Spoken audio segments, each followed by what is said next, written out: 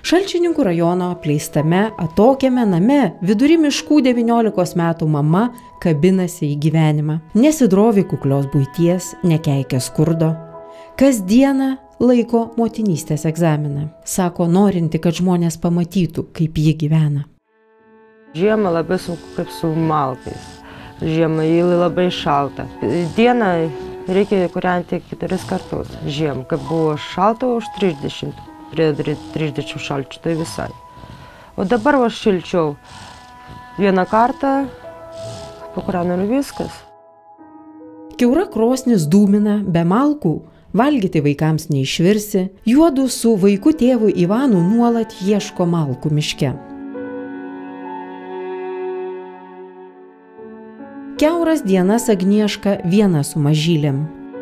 Valdžia mano, kad mažam vaikui per mėnesį užtenka 97 litų.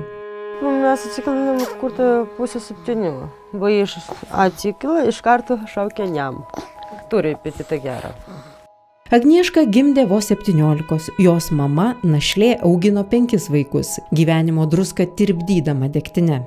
Gal todėl Agnieška mokyklos nebaigė, niekada nedirbo, tokį kraitį gavo iš mamos, bet jos klaidų duktė nekartoja. Svetimi žmonės įsileido jauną šeimą į namą, net už elektros energiją neprašo pinigų. Seniūnijos ir karito darbuotojais kuo tik gali remia šeimą, kuriai net sauskelnės, indai, patalai didžiulė prabanga.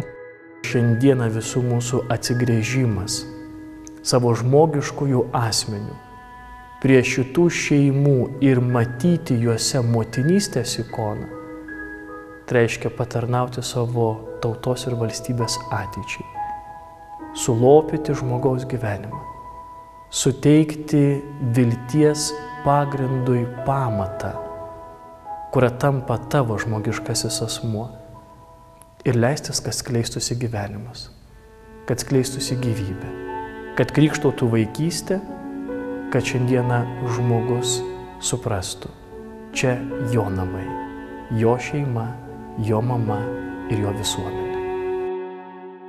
Artėjant motinos dienai, žiniasklaidos holdingas Baltic Media Alliance visus neabejingus kviečia prisijungti prie gerumo akcijos Padėk mano vargstančiai mamai.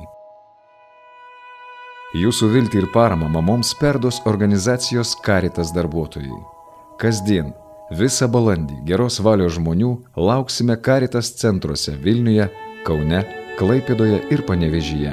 Daugiau informacijos bendrojų akcijos telefonu Vilniuje 85 261 1014 ir internete www.dalinkisgerumu.lt.